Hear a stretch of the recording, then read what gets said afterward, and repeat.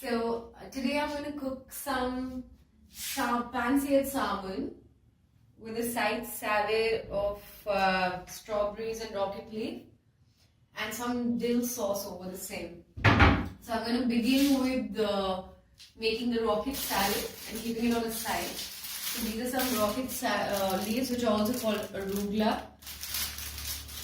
And we just need to take some for a tiny 1 pit portion.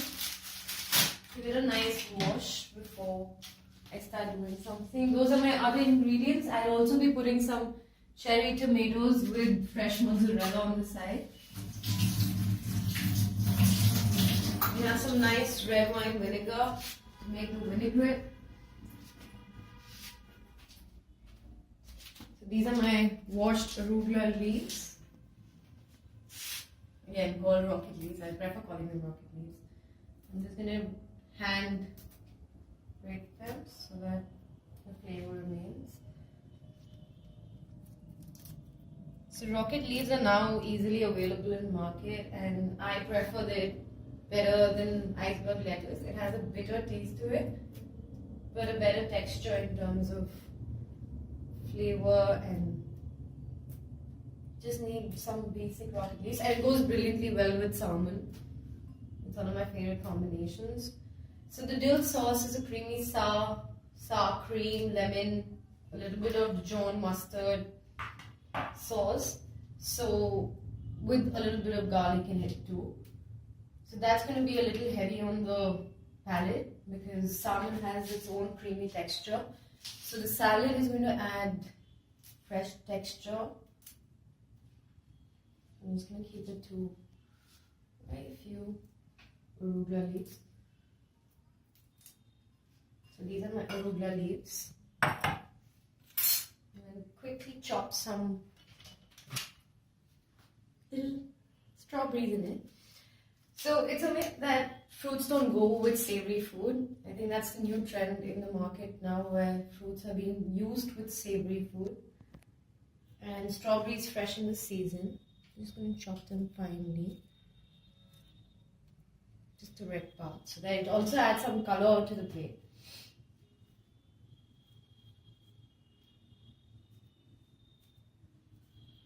We're going to make a vinaigrette from scratch here as well.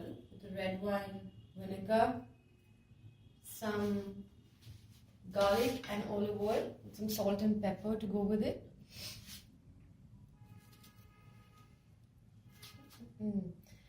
Dill sauce goes really well with salmon. This is more of a summer dish, and it's a very good dish for a winter afternoon lunch as well. When the sun's out. Obviously, the salmon that I'm using today has been sourced out of frozen. It's a Norwegian salmon. So, this one little strawberries and arugula. I wouldn't mind using some cherry tomatoes in it. So I'm planning to just have this as the base of the salad. I'm going to make a very simple vinaigrette here. Just a tad bit of olive oil.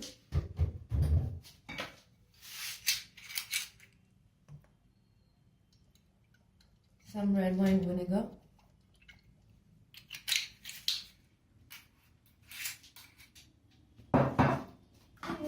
Nowadays in the market we have such good ingredients available. Some salt for the seasoning, that you don't have to go out with your own little white vinegar and soy sauce. Everything's easily available. Some black pepper. I'm just going to add some little lime juice to it. Fresh lime adds good flavor.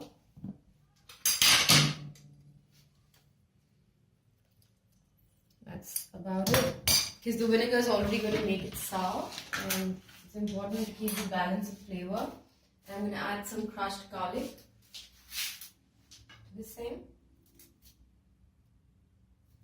So I want to have the salmon all nice and hot. That's why I have my salad being prepared on the side first. I'm going to put it in the refrigerator while the salmon is being cooked and make the dill sauce meanwhile.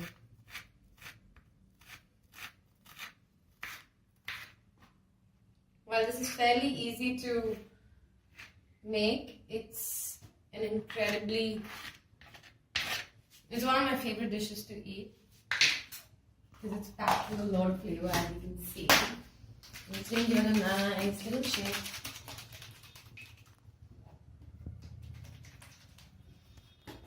And so that becomes a nice little vinaigrette. Just going to add very little to the leaves and the strawberry. So while the salmon's being cooked, this can soak up the vinaigrette. I'm just going to put it in a smaller bowl.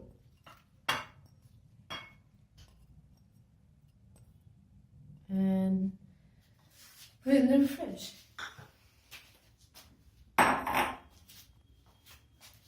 So, I'm going to sear the salmon in some bacon oil. So for that, and I'm going to later use the bacon as crushed bacon on top to add some sort of crisp, because the salmon is without skin. If the salmon had some skin on it, I would have seared the skin and had the crisp out of that. But right now I'm going to add some crisp with nice fresh bacon. I like to use stringy bacon than the regular fat bacon that's available in the market. So that's a nice non-stick pan. I don't need anything. The bacon has a lot of fat, as you can see, will leave a lot of oil. And in the same oil I can sear my salmon, which will also leave a very nice flavor, a very earthy flavor. So that while the bacon's being seared, we can begin on our fresh dill sauce. It's going to be chopped on the salmon. So for the dill sauce, this is some sour cream, which is again available in the market easily. And we're going to use about half of this. Let's give it a mix first. There's some really nice organic cheese and sour cream and cream cheese available in the market nowadays. A lot of little bakeries have started to make them. Add some sour cream in there. Got some Dijon mustard. It's a French mustard which has a very smooth texture but a very pungent taste. Just going to use about that much. That's about 1.5 teaspoons of Dijon mustard. You can see the bacon simmering really well.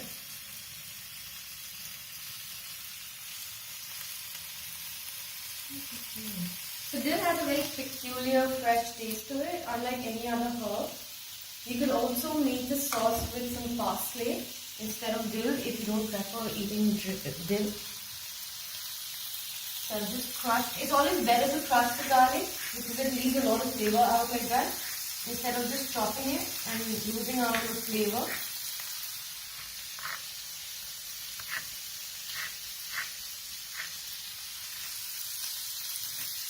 I'm going to have some crushed garlic in there. Add 1.5 lemon juice in it. It's a lemon and dill sauce, I'm sorry.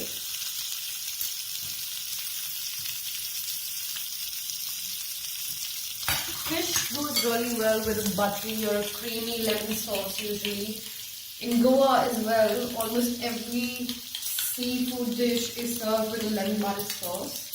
And I think that's one of my favorite things to order in general. That's the mustard, lemon, 1.5 lemons in there. And got crushed garlic. And I'm going to add some salt and pepper in there as well. Add a bit of pepper. A little bit of salt. It's never too bad to season there.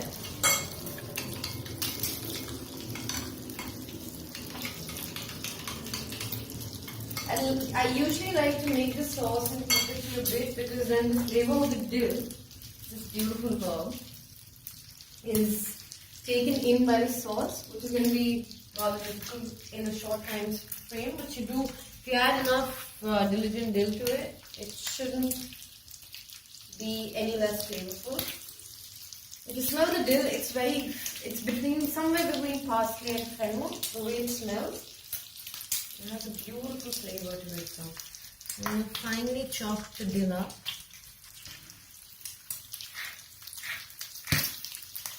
Oh, be careful there. Bacon fat slowly. You can do this dish in a nice little convection oven as well. But I like to bake the fish only when it has skin on it, so that there's nice sear on it. It will work perfectly well. Salmon doesn't take too long to cook either. So we need to make sure that all our other ingredients, so that's our dill. Just going to give it a nice mix.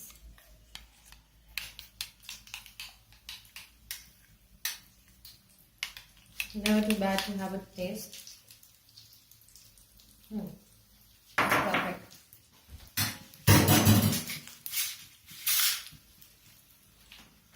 The salmon's searing perfectly well. And while this is happening, I'm just going to give them a little turn. It's cooked evenly on both sides. Sorry, bacon, my bad. I just call it salmon. I'm hungry. Bacon frying.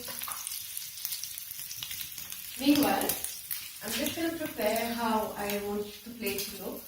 So I'm just going to keep some dill aside to decorate my plate. This one needs a dill, need to keep a couple. We'll see how much we want to use while we go on with it. These are some mint leaves. It doesn't taste too bad with strawberries or arugula. I need fish. I'm just going to slice the strawberry as well. And thinly just slice that.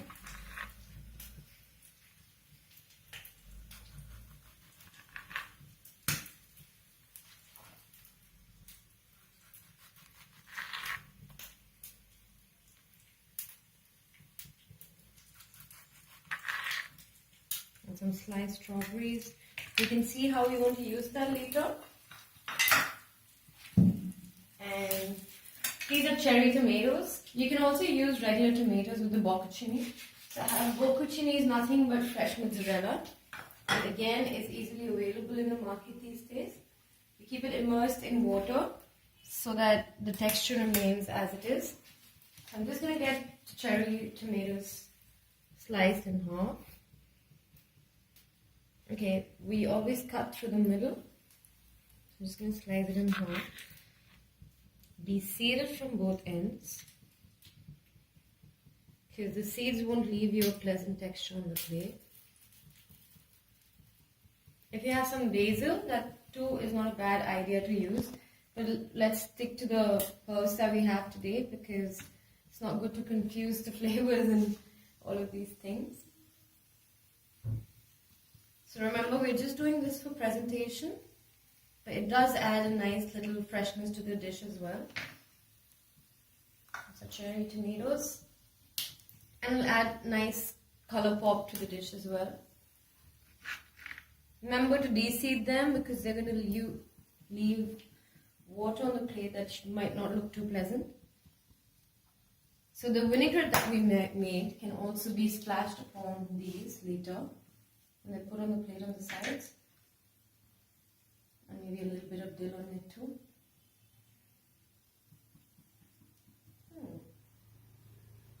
So while I'm cooking here, I'd like to tell you something. Even when I come back from work on a very heavy day, which is somewhat like today, I like to cook myself some wholesome food. This is not too difficult or tiring.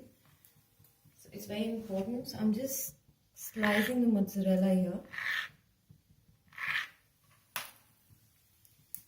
Just have it on the tomatoes. Tomatoes and mozzarella go really well. Probably cut circular ones later.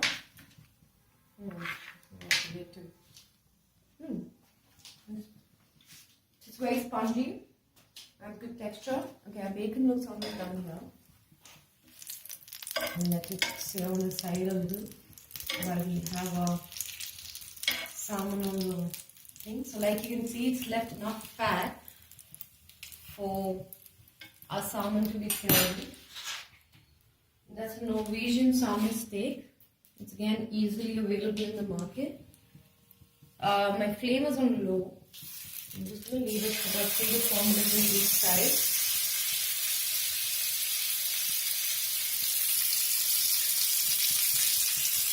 So while that's going, dill sauce is ready. So this is a very no hassle little dish for the presentation. In the dill sauce, you can also add fresh cucumbers if you like some. I've already had it washed. I'm just going to have some little slice. I'm going to have little slices like that.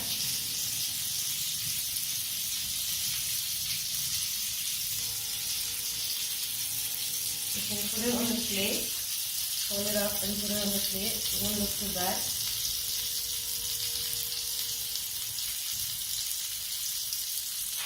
Nice little cucumber shavings.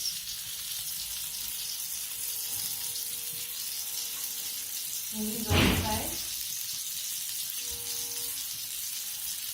Have the cucumber shavings in here. Sorry for the disturbance there. This half of it being a little annoying. It's a little story in every household. That's your salmon searing. I'm just going to get the bacon on the side. The bacon's nice and crisp. So while the bacon dries out, it'll crunch up and then I can just crush it into nice little crunchy pieces. Always better to have it on the clear. That's my dill sauce. Salt the bacon.